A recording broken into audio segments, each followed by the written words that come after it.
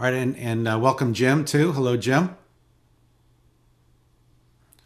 Like uh, like you, I met Emily in a tea group. I met Jim in a tea group as well. So we've had we used to have a yearly annual tea group at OB for OBTC, and Jim and I both were involved with that for many years, and we met in that context. Okay, so we thought we'd start out with a few teasers, and so I'm going to share screen a little bit, and Emily, why don't you read these? And we're not going to talk about them right now, but they're going to come up during the session. So why don't you just share these with people?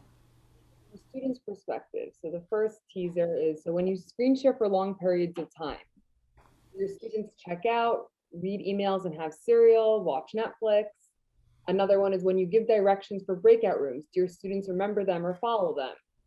Does anything good happen after the first few minutes of a breakout room? Do they end early and turn off their cameras?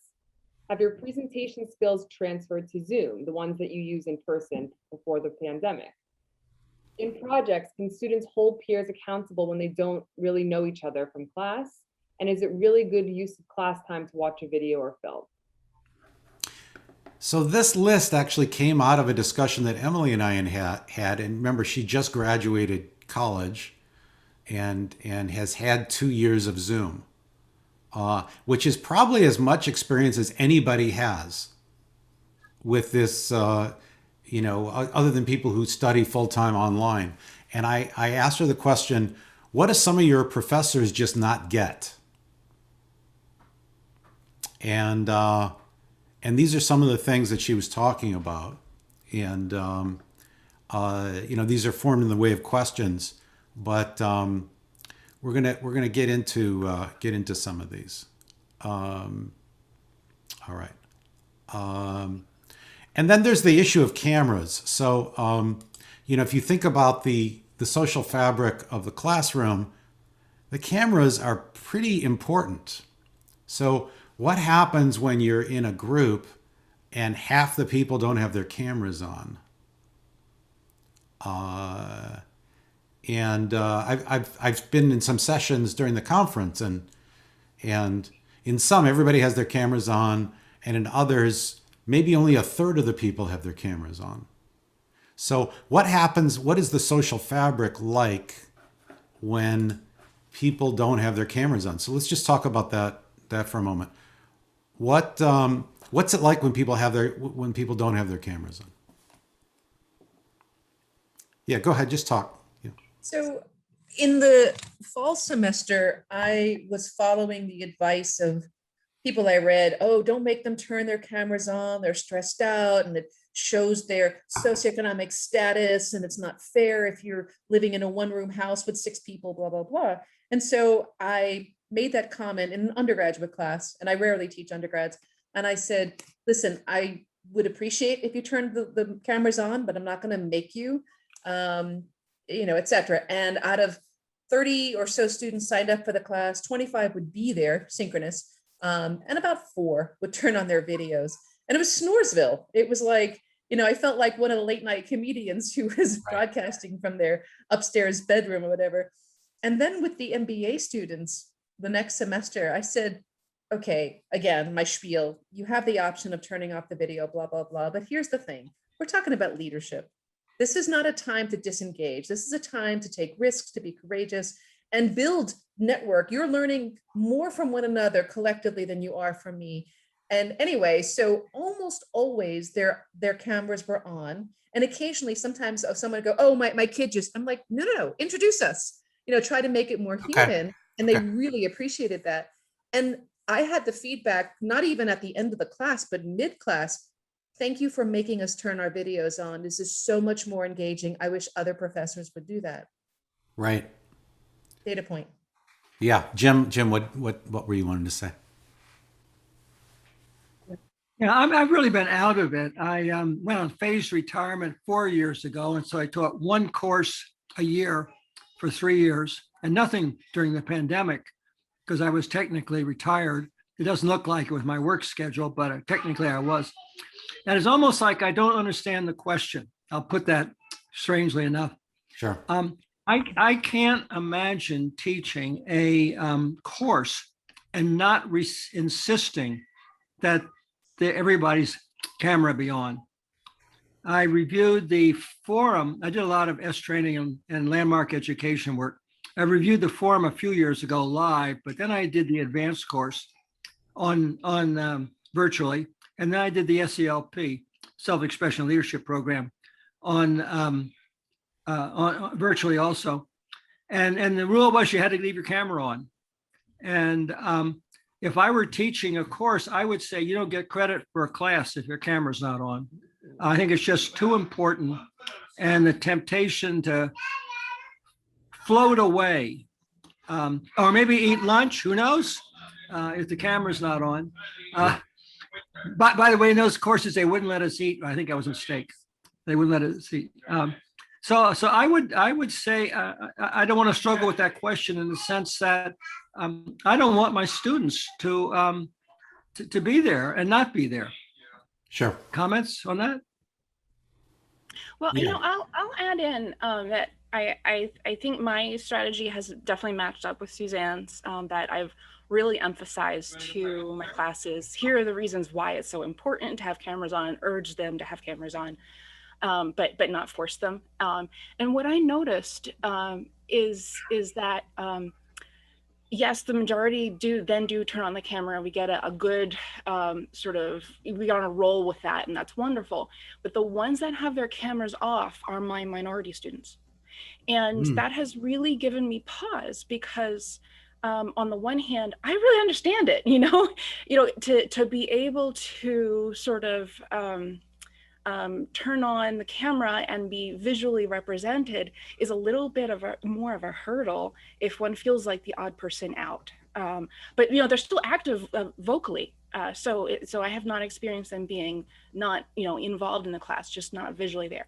On the other hand, I think it is important for the rest of us, the majority students, to see the visual diversity.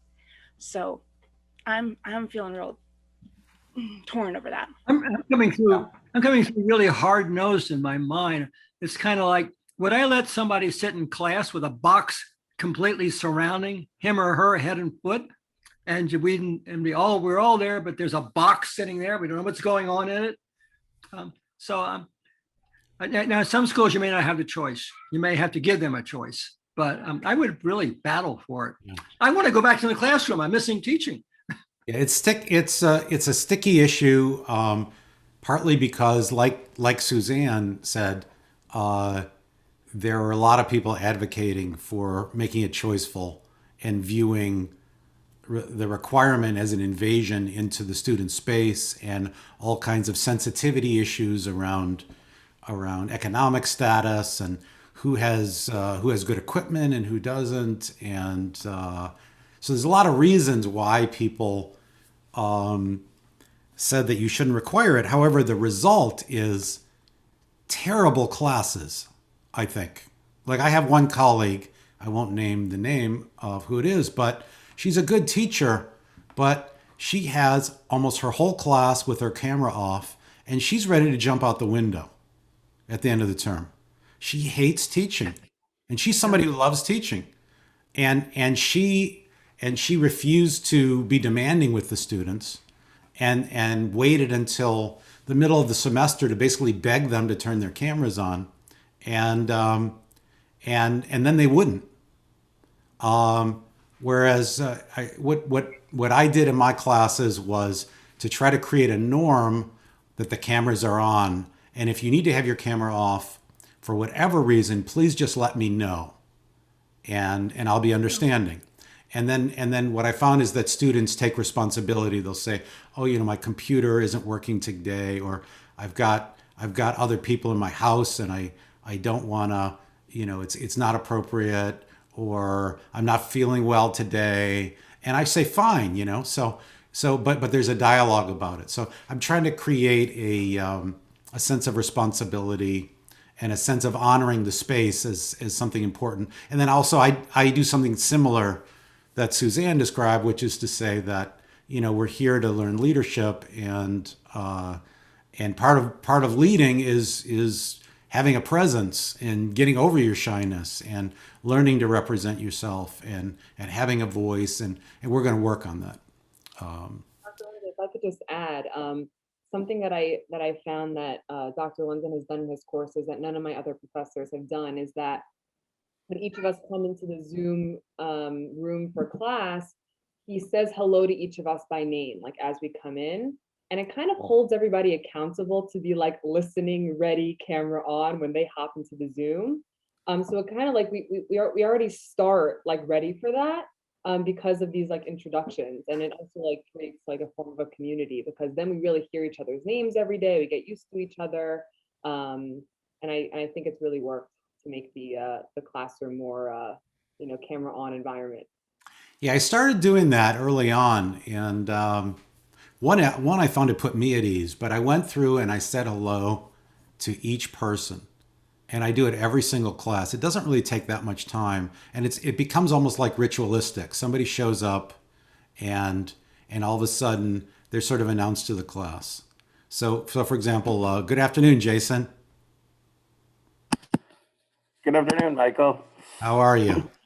Doing Okay. great. How are you? Good to see you. I was waiting in the waiting room trying to find out when I was going to get put in, and then I realized I've been put in. Okay, good. Very good. Can So, I just add one?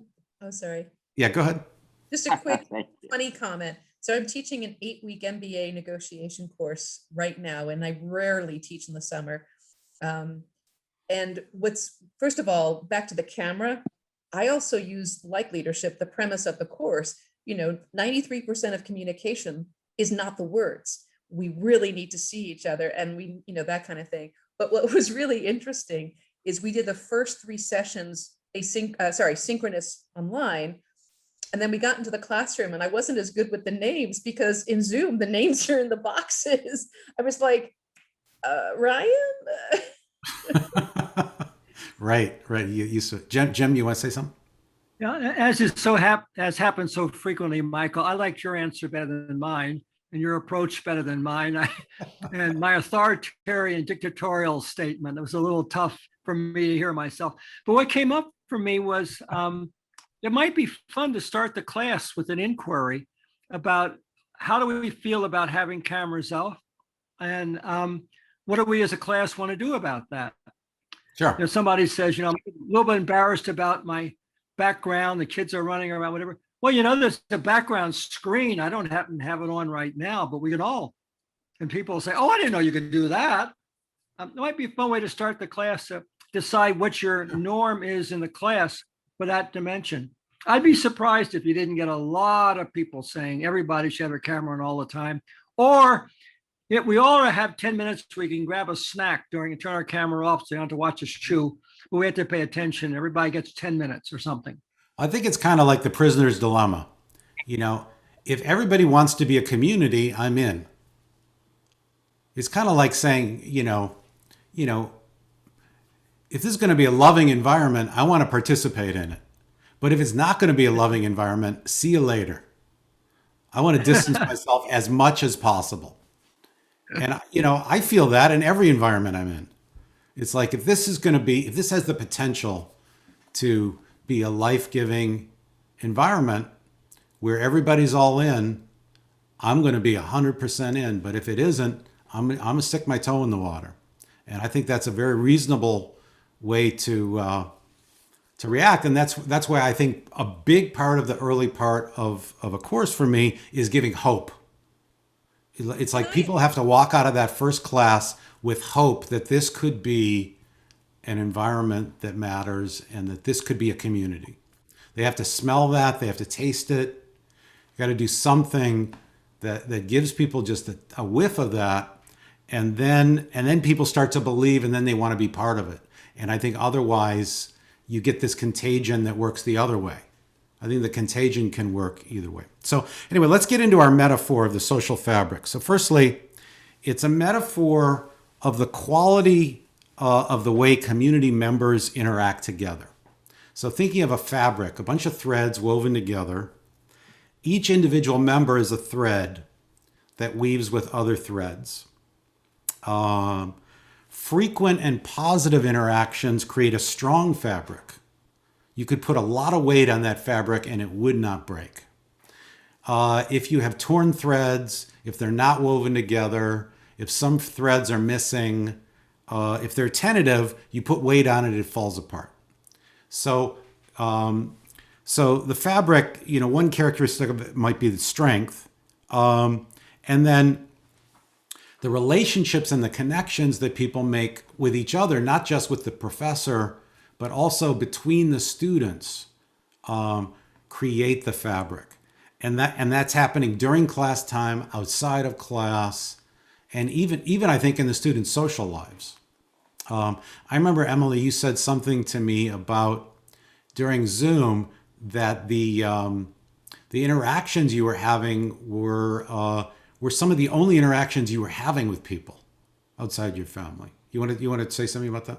Yeah, absolutely. I mean, so in the heat of the pandemic, where everybody is really in their rooms doing their classes, trying to find a quiet corner to Zoom, and friends would say it too, and I just realized it myself, is that my courses and my breakout rooms with my groups for presentations were the only time I was really seriously interacting with people, and that we had a chance to talk about something other than the pandemic, which was definitely refreshing. Yeah, Suzanne. Yeah. So something happened 2 days ago. I've been doing a lot of exec ed, and this leadership program that I'm doing for a large defense contractor has about 15 mid-20s to mid-30s college graduate, few years ago, upwardly mobile in this organization. And this one participant emailed me before our session, and he's been very engaged, etc. And he emailed me and he said, "There's a lot going on right now, not feeling that good, emotionally or whatever." Those were the exact words. "Just want to let you know that I'm not going to feel comfortable turning on my video today, but I'll still be there." So I saw his name and I honored that. I didn't put him on the spot or anything. And as the class ended and the folks were, one by one leaving, I reached out to him and I said, "Noah, are you there?" And it was quiet for a moment. I said, "Noah, are you okay?" I haven't met him in person, commercial client. And he comes on, just the voice, not the picture. And I just start, asking him very gentle questions and listening and showing how I'm listening. He tells me through tears that he lost somebody in the family very recently, and his girlfriend broke up with him. And he hasn't talked to anybody about it. And he's having a really hard time just existing at the moment. I don't want to get suicidal, but I'm saying, and Yeah. he said to me, and I was like really touched. He said, "This is so well and above and beyond what you're expected to do and what you're doing here. I can't tell you how much I appreciate just being listened to." And it was reinforcing on both ends, because I was like, I'm not a psychologist, I don't claim to be one, but he just needed a little love, needed a little shoulder. And wow. Yeah, being listened to is so important. And one thing that I try to do to build the fabric of the classroom is whenever anybody takes a risk, to receive it. So whenever somebody really extends themselves to get a response, and it often doesn't happen. And sometimes you have to create the conditions for it. So, for example, I remember we once did an exercise in our class where we did a go around the room asking some sort of a question that involved the students' lives, having to do with a concept we were studying. And what we did is we had each person would speak, and then the person in the box next to them had to respond to them and to give them some kind of validation. We talked about validation. So we kind of had like somebody be a validator, and then they would share what they said, and then somebody else would validate that.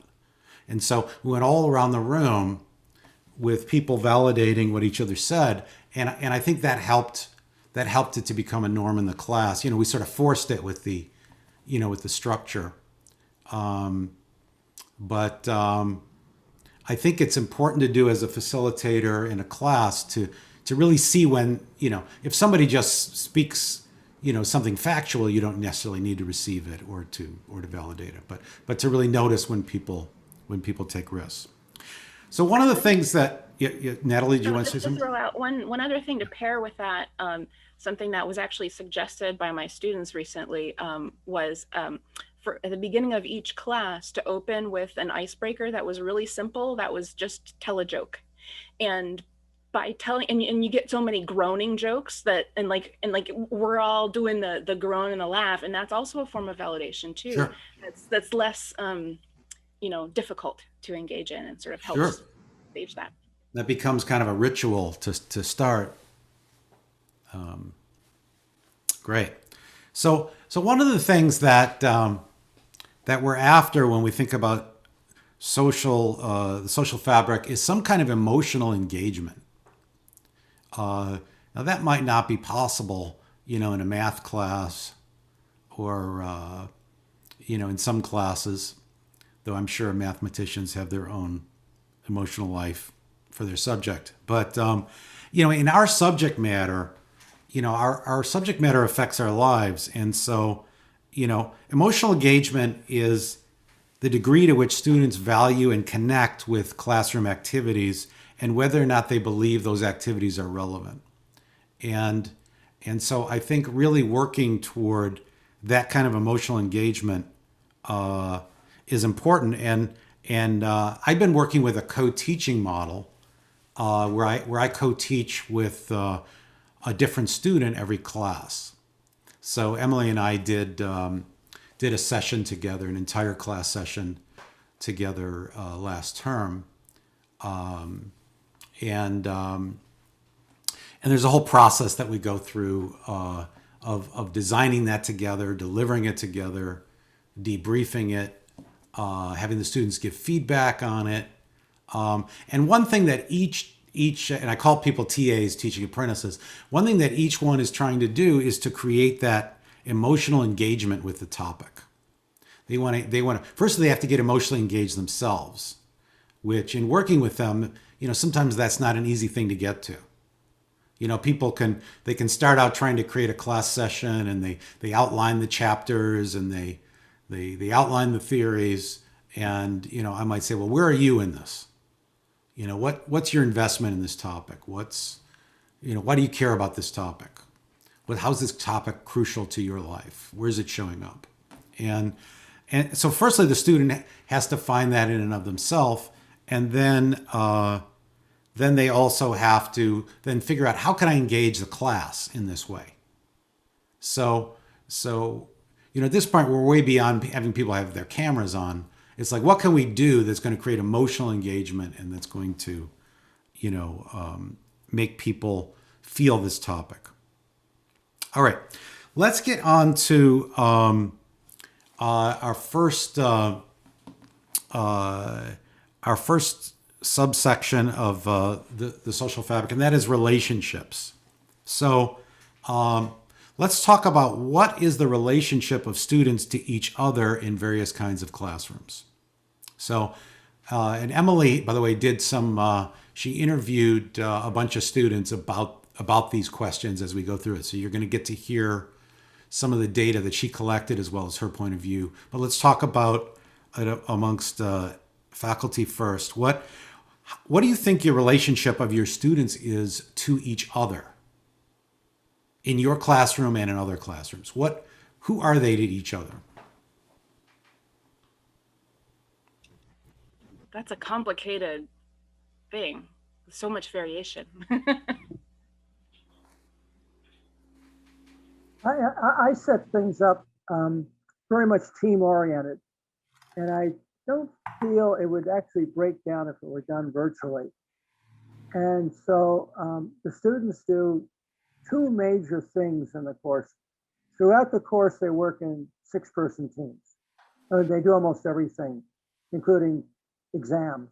individual and team exams, a la Larry Michelson kind of approach. But the other thing is they write essays individually and share them on the Blackboard for anybody to read. And they write 7 of them, I think, during the term, 7 or 8. And the essays, they're asked to reflect on, answer a question. They're role playing, they're pretending to be an employee of an organization with a boss that asks them to spend 4 hours answering a question like, is climate change real? Or what does classical management look like, or something like that. Then they say where they got their data, and then they reflect on what they wrote and what they got, say explicitly what they got out of it. Then they post it on the Blackboard, and then each student is responsible for reading somebody else's essay from the week before, not in his or her team, and acknowledging it, writing about something good about what happened there, and maybe do something else. So those are the 2 major things they do. My sense is that teams just always work. I mean, it's like I can't find a time that team didn't work. I think maybe the whole class kind of is drawn together by acknowledging each other, and also reading what each other does, and saying, "Oh my gosh, I wish I'd said that." So I think Well, it sounds like you have a lot of it. So in answer to the question, like, who are they to each other? You know, what I'm hearing is they're kind of like coworkers, or sounds like a community practice, or I'm trying to get a sense of like who they are, how they regard each other. They don't sound like friends necessarily. They teammates, like who, if you had to think of a metaphor for how they are together. I don't know. By the way, with regards to friendships, one of the things that I've been doing is collecting network data from various classes, and we see some really interesting variation. Even just asking, so even backing up from friendship, just acquaintances, like nearly the end of the term, students have been in groups. Most teammates, in reporting who they know in the class, will include their group members. And I mean, I actually have diagrams I could share, but for the most part, yes, students know each other by team, and you see clusters in the social network by team, except there are some groups, every now and then they will stick out as they don't even recognize each other as acquaintances. And they're just, whoosh, totally disparate in those networks. And then when it comes to friendship, you see I've seen at least some semesters where there are all these healthy relationships in the class, and then other semesters where it's totally bifurcated in different ways. Okay. I can definitely relate to that. I've had students, especially in my current topics of management class, where we cover Granovetter's the strength of weak ties. And so I talk to the students about the importance of maintaining their network, because the person who might help them get their dream job isn't going to be their best friend or their sister, but their sister's best friend. And so recognizing that that's that second degree tie that's so important, they are a little bit more willing to kind of engage with one another. But it turns out, depending on the environment, especially with MBAs, I guess I would say, they see each other more as adversaries because they're competing for the same positions post-graduation. And so the idea of collaborating even on a school project now just seems frustrating to so many of them who want to outshine everyone else in the classroom. Okay. So they're competitors. Okay. And What I do on group projects and that line is, or the whole term, each team turns in a single sheet of paper in which the team members agree how much credit for everything the team has done in the term goes to each member. And there's one sheet and they have to sign it. And my goal, of course, is for them to, 6 people to say 17% each. Rarely they don't say that because somebody, for some reason or other, didn't do a very good job. But my whole goal is for them to see that we win together or we lose together. And I have a very emotional reaction to attempts to understand, figure out who is the star in the team, who do we promote in management because they're such a great team player. I'm really scared about what that does to team performance and team relationships. Yeah. So when we talk about students, we're relationships. We're talking about student to student during class. Are they interacting during class? Are they? I observe a lot of classes for tenure and promotion kinds of things, and often I see a class where there's 3 or 4 students answering all of the professor's questions, and the others sort of deferring to them, and then maybe speaking together in small group. But there's kind of a class system. I see that often. And we're also about students in breakout sessions, like what's happening there. And then students meeting outside of class. And then students in group projects, what's their relationship? And then when they teach each other, what happens? Emily, you want to share any thoughts from your own experience and from your interviews about that? Absolutely. So I conducted a series of interviews with my peers and asking them these questions from all different disciplines at Muhlenberg College. And so some of the quotes I have listed here in response to this question are, so I usually become friends with someone I regularly sit next to. So not having that was really hard. So people really, I heard that a few times. Another one was about how if they felt like they didn't understand the material, there was no lingering after class to speak to the professor, and there was kind of no like turning to someone next to you and quietly asking them, oh, like, did you get that? What does that mean? Or how do you spell that? So those like kind of natural things that happen in person to, reaffirm your understanding of the curriculum weren't occurring. So people kind of felt a little alone with their material in many courses.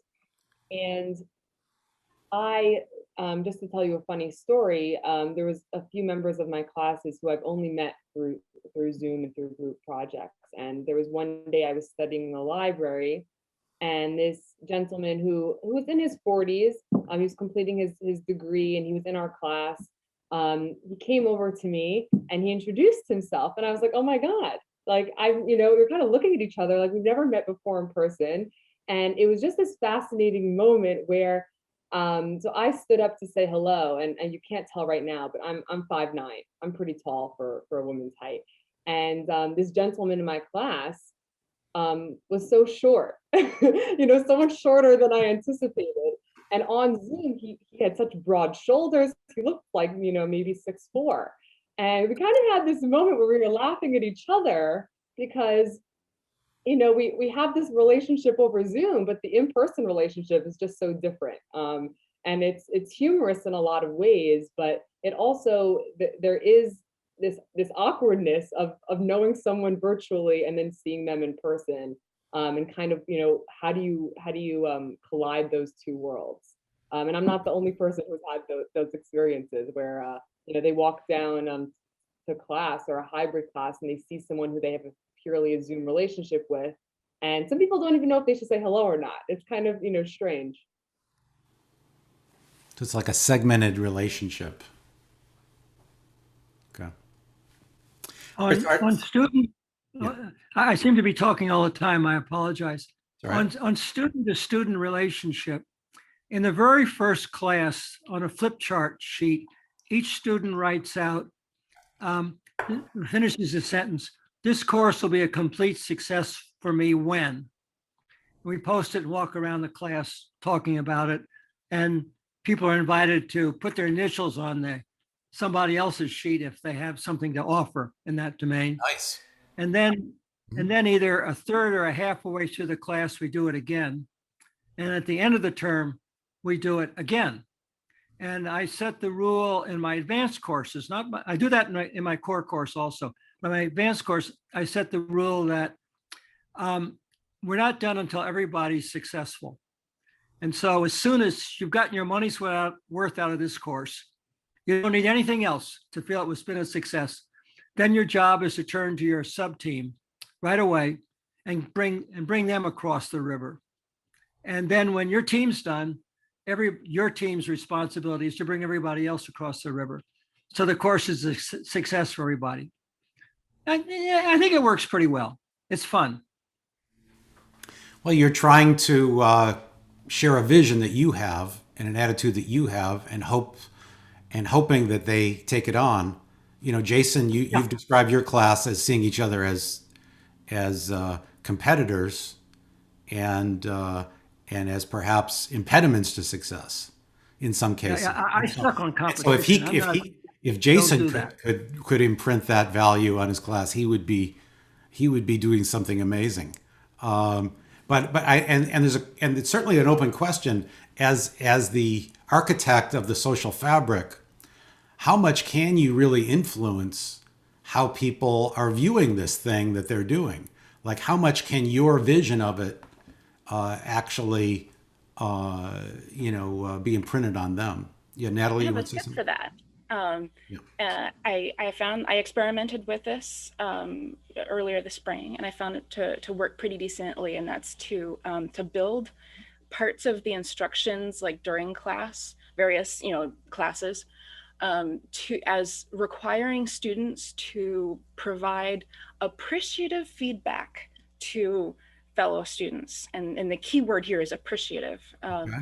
And in fact, I implemented this in an asynchronous class. It was an asynchronous undergrad, so it was even harder to have any kind of inter-student discussion on just discussion boards, because students would write their obligatory 3 posts, right, and then that would be kind of it. But by having more engaging discussion prompts, where I then required them to look across even more of their peers' postings and write appreciative comments, they said that really helped them feel good about each other. Sure. Okay. Yeah. Yeah. The appreciative inquiry is very powerful.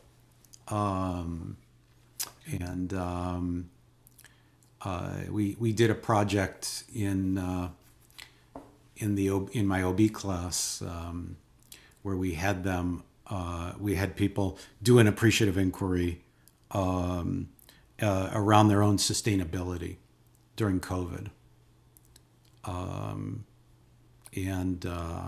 I do think it really created almost a spiritual feeling among students around being part of sustaining each other. Yeah. I frankly was really surprised because I usually do a consulting project in the class, and I thought during COVID this is just going to be too hard, and I wanted to do something, and I've used appreciative inquiry in consulting, but I thought it was actually my friend Frank Barrett's idea from Case Western, and the students just ate it up. I mean, I was really taken with it. Friend and awesome piano player, yes indeed. All right, let's move on to breakout rooms. So yeah, in the and it feels a little weird talking about this because breakout rooms have been so important. How important will they be in the fall? Are we still going to be using them? I don't know, but we might be. And they've been such an important part of teaching, at least for those of us who've tried to use them. And so Emily interviewed some people about about breakout rooms, and she also was in 2 years of breakout rooms in my classes and others. And then did you all use? I know Jim said you weren't teaching online, but everybody else, Jason, you used breakout rooms. Okay, so so I guess the questions I want to pose are one: what do students say about breakout rooms? What actually happens in them? What happens? When does it work and when does it not work? Let's get some of our impressions, and then we'll hear some of Emily's interview data. So, what's your sense of what have you heard about breakout rooms? When do you think they're actually working? When are they not? What are some things you've noticed as you've played with them over the last year or two? Yes, Suzanne? I use them extensively. I mean, they don't want to hear you drone on, you, the proverbial professor. They want to They don't interact. want to hear me. Drone on. Not true, Michael. No, Anybody. they I don't want to hear anybody drone on. by the way, and I'm not saying anything we don't already know, that whole think, pair, share that we do in a physical classroom, it's the same thing. The same people who would clam up in the large group get very animated in the small group. So, it works almost identically. And a couple of things that I learned-ish. One, and I've gotten really good at this now, if there's a question or a role play or a case study or something, take a screenshot, take a photo, and then I'm going to put you in the room because it's going to go away. And I've just gotten really good at because it does. Really important. As soon as they go in the breakout room. And, one thing I also noticed with some of the, let's say, newer faculty here at OBTC, sorry, it's just been too many years without the M, so I can't, is the importance of being really, really clear about 5 minutes, here's what you're doing. And I even write it down because I can't remember what time I told them I put them in a breakout room. So 7:21, okay, I put them in the room. But the one thing that was an absolute bonus is that in my negotiation classes, in the breakout room, not only do they really get into it and they see each other and they can actually change their names to the characters they're playing. And I tell them how to do that, which is really, really helpful. For some of the more intense negotiations, I actually push them back into Blackboard, Collaborate, if you have that, Collaborate Ultra, because then all of those negotiations are being recorded, which is a bonus you don't get in the classroom. So, those kinds of, Natalie, look like you have a question. Yeah, sorry, can you explain? So you're saying the breakouts get recorded or? No. So on Zoom, the breakouts do not. It's kind of like what happens in the breakout stays in the breakout, except in the main room. And so knowing that, the first time I made a big mistake is I gave everybody, I set up their groups and I said, here, use the class link to do your Zoom thing. This way you can get a recording. Well, Zoom won't let you, the user, come into each Zoom 3-4 times. And so like one student figured it out and said, oh, I've got my Zoom from my work and so on and so forth. So I figured, okay, that's not going to work consistently. So what I did was, because we use Blackboard as our course management system, I got them comfortable with Blackboard Collaborate Ultra, set up groups that way. This way, when they did these group negotiations, whether it was 1-on-1, 2-on-2, 3-on-3, the whole thing was being recorded. So when they did their self-assessment assignment, I didn't require, I encouraged them to go back to the recording of the negotiation, watch it first, and then write their self-assessment. So, it's like, who'd have thunk that teaching all online would actually be better in some cases than teaching in person. And that was one benefit. Okay. How about others? What did you find in using breakout rooms? What do you think actually happened? What did students tell you? I'll share before you answer that. I'll share one little piece of data that really upset me. One time I dropped into a breakout room. Okay, I would just visit different breakout rooms, and so students didn't know I was coming. So they might have been talking. And what I caught was the tail end of a student saying, I can't believe he just left us here. After that, I went to much shorter breakout rooms for the rest of my life because to me the fear that even one student would feel that was horrifying. You know, so I heard him say it. I never talked to him about it. You know, I didn't acknowledge that I'd heard it, but it was a gift because it said to me that I was making them too long. So anyway, what have you heard? Anything else that you've heard? Then we'll hear what Emily's heard. So what you said kind of reminds me of the feedback that I get whenever I try to do any sort of flipped classroom exercise where the students are interacting with each other instead of just hearing me drone on. And they say, well, we paid all this money to come here and he won't even teach us. He wants us to do exercises and talk to each other. And of course, it's incredibly frustrating to hear that, but you try to explain to them, you know, that this is how you learn and this is what you're paying all this money for. And, you know, we're going to go through a couple of exercises and I'm not abandoning you. I'm giving you the opportunity to kind of learn how to do this. You wouldn't want to, if we were taking swimming lessons, you wouldn't want to listen to me spend 90 minutes talking to you about how one swims. You would want to actually get in the pool and do it. And of course, that falls on deaf ears most of the time, but the couple people who do get the metaphor appreciate it. So as far as the breakout rooms, I've had mostly positive feedback as far as that goes, because what it does is similar to Suzanne was saying about the think, pair, share. It gets the students doing that same thing that they would be doing if you were using that tool in the classroom, which I of course do, but it forces them to do it with someone other than the person that they're sitting next to. And our students, you know, and in all levels seem to be incredibly lazy when it comes to finding someone to work with, and it will invariably be the person who is closest to them. And so what's great about the breakout rooms is that even in a single class, you could have them working with, you know, 7 different people over the course of the 3 Sure. hours or whatever it is, depending on how many different mini breakouts you do. And now they don't feel like they're running out of things to say, because even if they repeat kind of some awkward thing that they said earlier, it is the beginning of a brainstorming session and someone else can say something that feeds off of that and they get some kind of new idea. Whereas if you put them in the same groups that they would choose to go in in the same physical space, they're talking to their friends, they're changing the subject to the TV show that they both like or something else, and they're not really delving into the concept. So the breakout rooms, I agree, have been definitely one of the best things about Zoom teaching.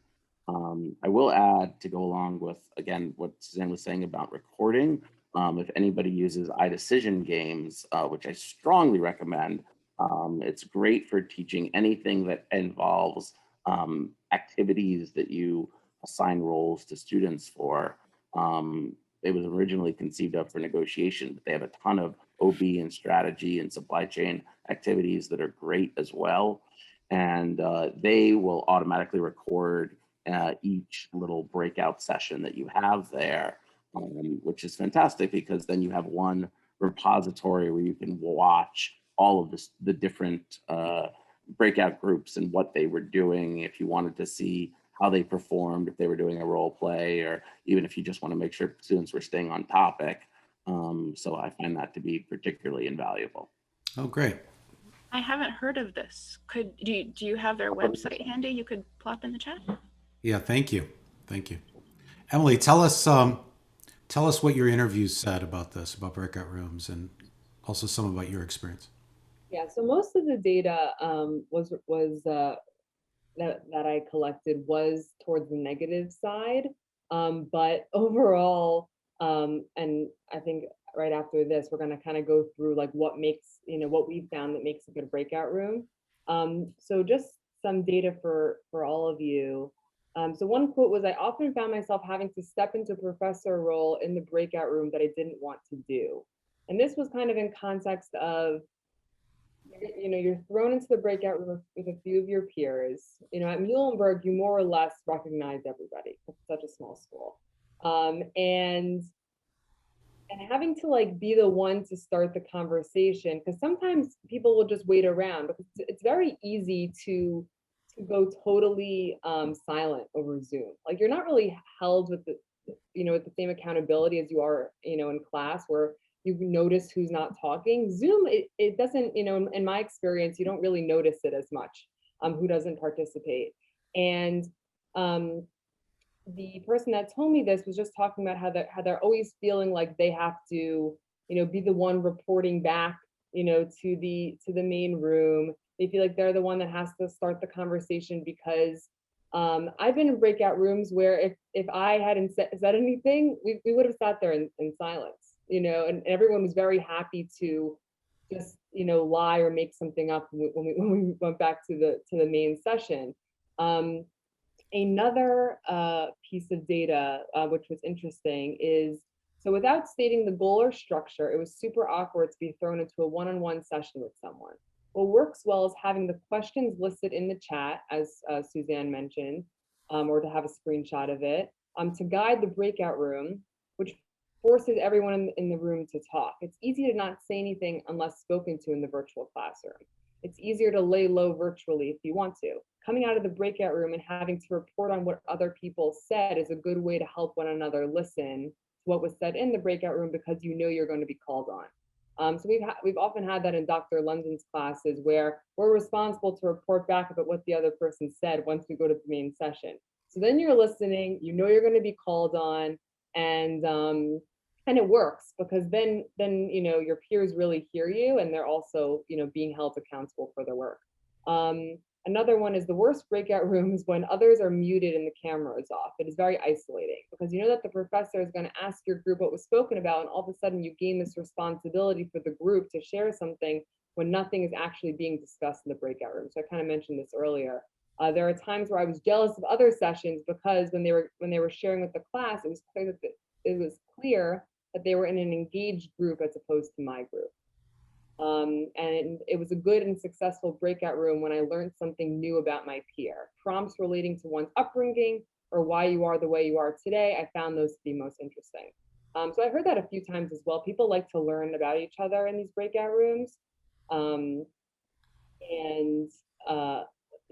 another one that was kind of funny is that it's also clear like who did the work and who didn't in the breakout rooms, because sometimes you're almost able to take yourself out, because if you turn your camera off and you don't say anything, it's not like the same where in person someone could tap you, or it's uncomfortable to not be responding to somebody. But over Zoom, you could, very much get away with that. Right. So, when I heard this data, my first thought was, well, of course all these things are happening, but I wasn't necessarily thinking about them. And, partly because I'm not observing it. Firstly, if I go into the breakout room, I change the dynamic. And so then it becomes, what can you do as a facilitator to make better breakout rooms? So we came up with a few ideas to share.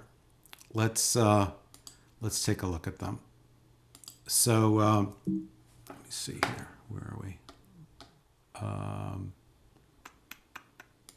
Okay, so we already said putting prompts in the chat.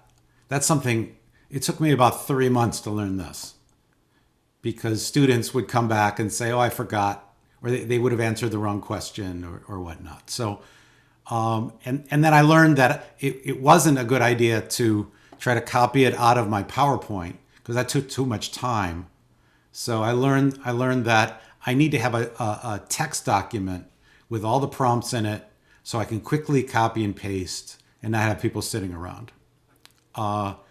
Second is to ask interesting questions that people actually want to talk about. Now, again, that's not exactly brain surgery kind of thinking, but how often do we ask boring questions that people don't, there's really nothing much to talk about. If we ask people to define something or something that doesn't really touch their lives, they're like, yeah, okay, I'll talk about it. But if you come up with a question that people actually want to talk about and that matters to them, you get a totally different energy. asking questions that invite the right amount of vulnerability and risk. So if you ask questions that are too risky, especially if it's not super safe environment, and you got all these other dynamics we've been talking about, they're just simply not going to do it. Or if they do it, they're just going to regret it. But if you don't ask them to take any risk, then it's boring. So I think finding that middle ground where people have to open up just a little bit, and they feel glad that they did, ends up creating a momentum throughout the term where finally people are hungry for risk taking, and they're hungry for being edgy. That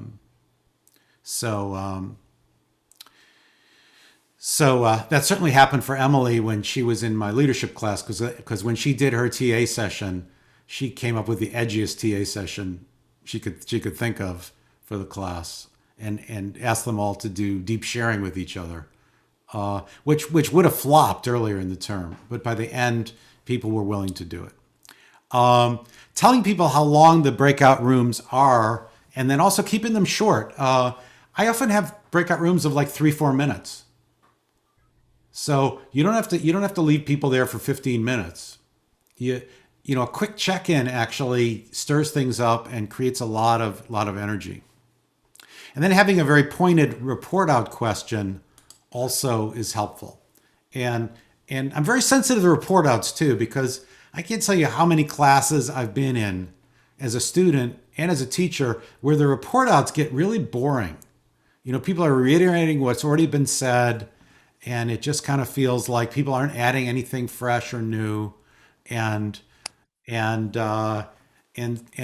everybody has to do it, you've kind of had enough by the third group, and you got 4 more to go. And a lot of times the report outs are not very vibrant. And I think just having a really interesting question for a very pointed question, not just tell us what happened in your group or here, answer all these 5 questions, but really come up with something. Think less about the person who's reporting out and more about the audience that has to hear it.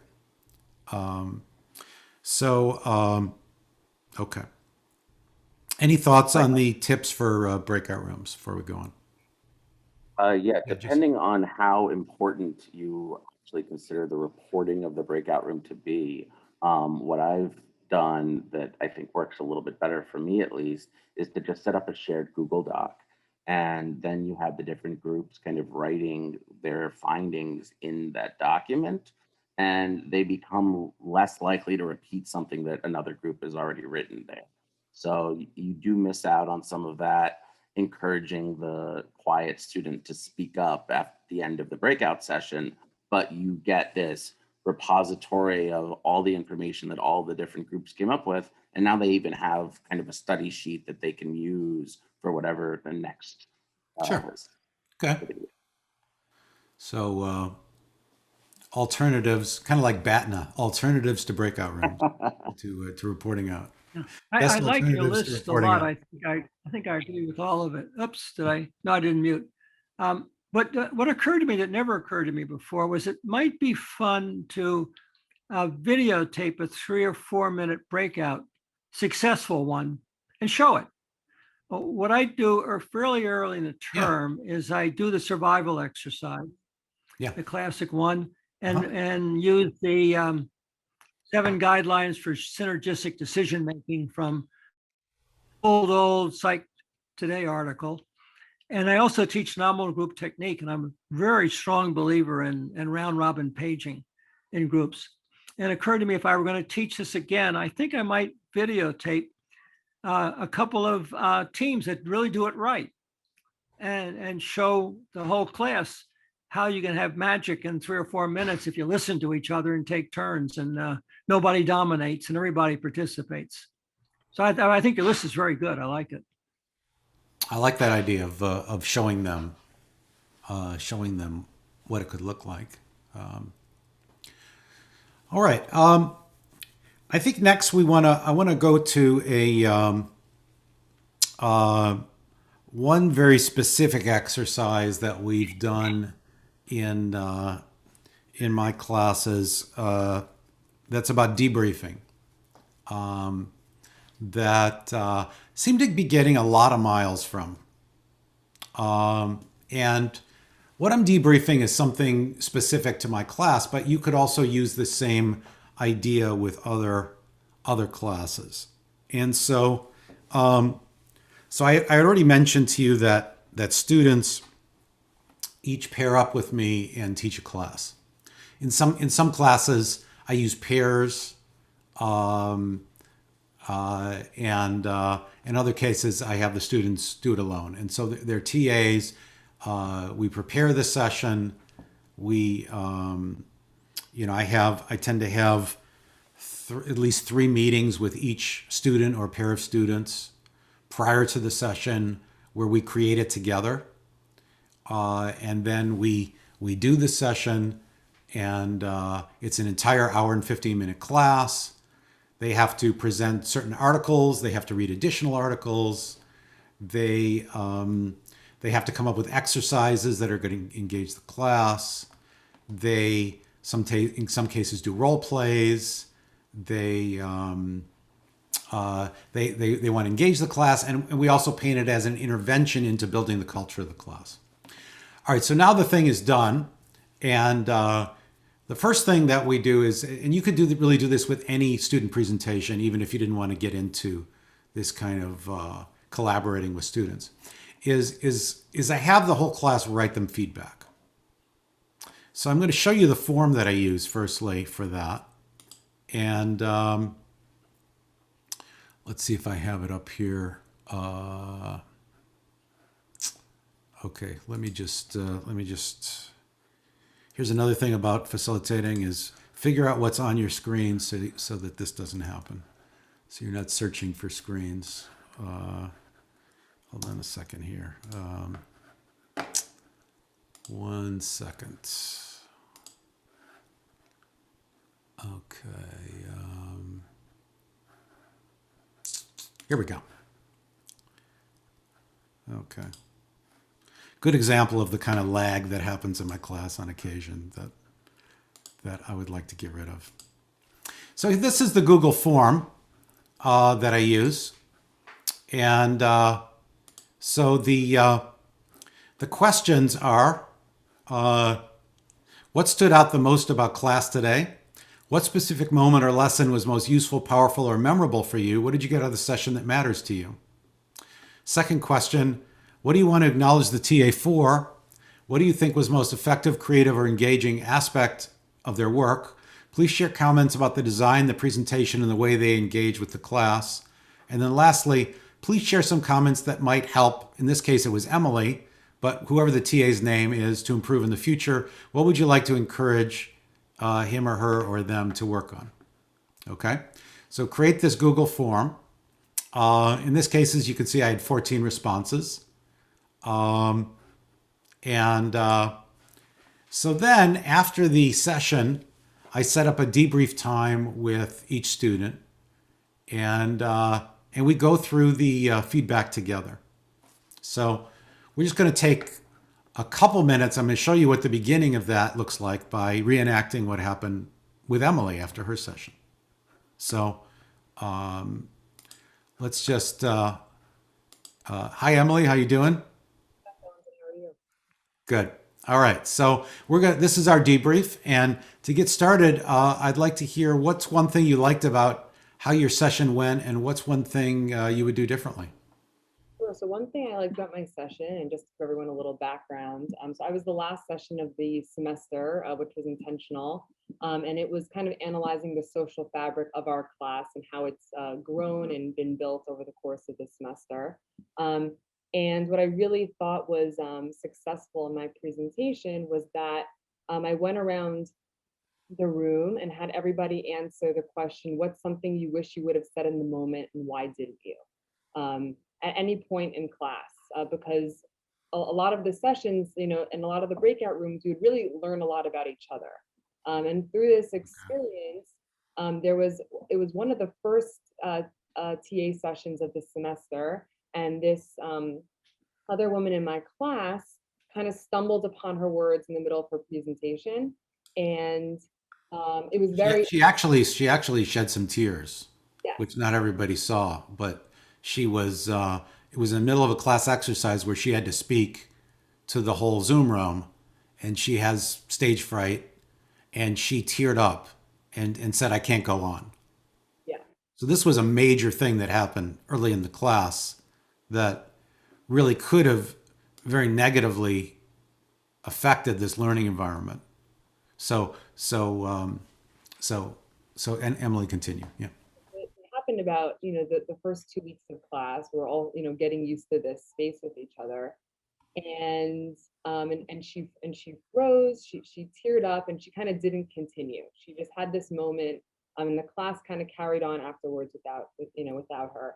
And when I asked this question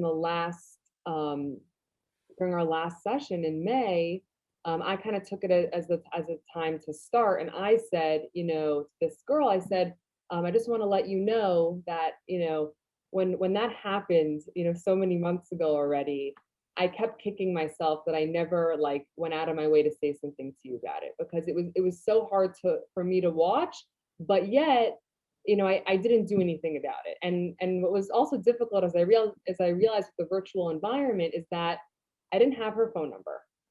I couldn't snag her right after class. But there are things I could have done. I could have emailed her. I could have, found a friend that knew her. So I'm definitely, guilty for not having taken action sooner. But I just realized that it was such a strange moment where this girl who I didn't know had this moment, and you wanted to support her, but yet you felt so far away. And this kind of, when we went around and everyone said something, and all these different topics came up, like about gender and Emily, I believe that she responded to you in the moment and said that she was really touched that you said something. was extremely appreciative. And I Yeah. also one of the only people that kind of apologized for not having been a supporter as well, which was interesting. So that like really, made our class come full circle, really analyze our relationships, and give people the opportunity to kind of come back on moments that they wish they would have done something. So that was definitely very successful in the session. And I remember one person, somebody had, we had one class on women in leadership. Women in And business. usually it's a woman who takes that class on. It was a man who took it on. But he ended up making some comments during that session that had upset some people in the class. And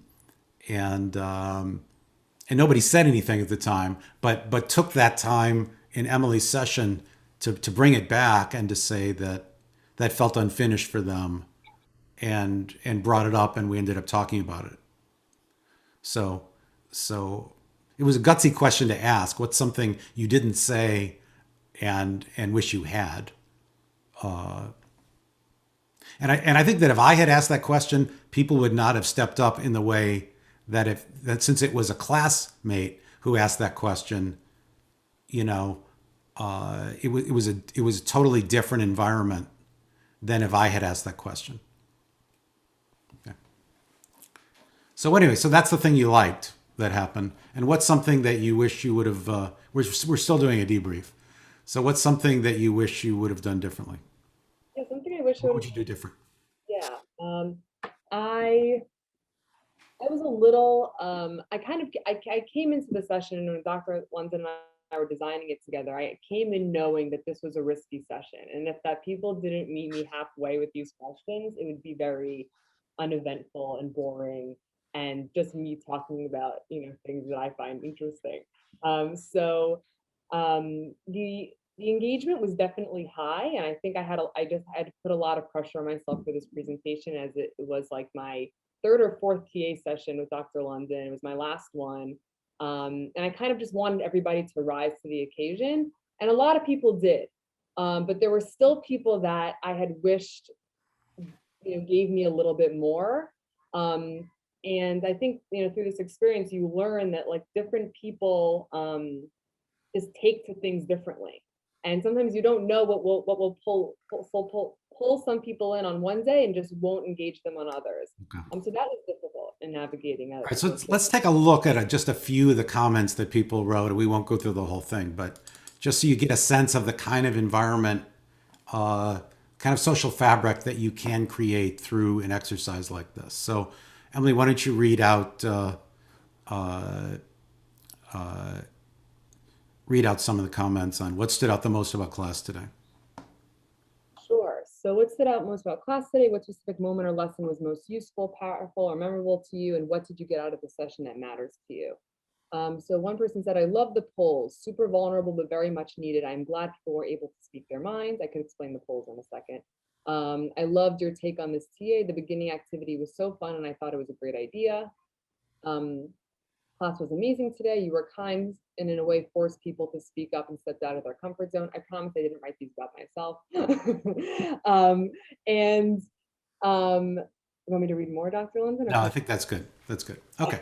So anyway, so we go through all that, and then we also go through the critiques, and then at the very end of it, I share my point of view, and in her case, her session went beautifully, and it was mostly, positive. Sometimes it doesn't go so great, or sometimes the student's disappointed in how it went. So, there's a real opportunity to do developmental feedback with the student because I've now worked with them.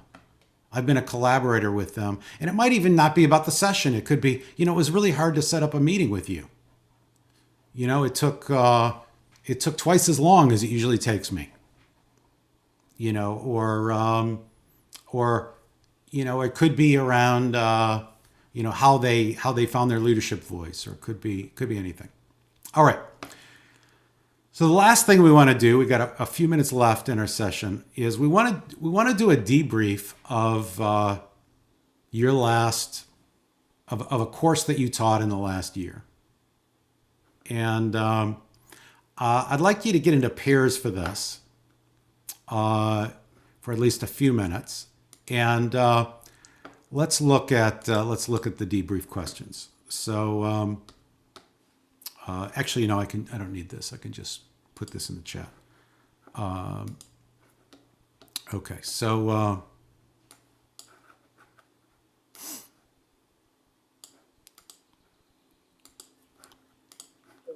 Let's put it in. you just put it in? Good. All right. There we go. So pick a course to focus on. Doesn't have to be last term if you didn't teach last term, but pick something specific. What did you like about what it went? What would you do differently? What was the social fabric like of your class? What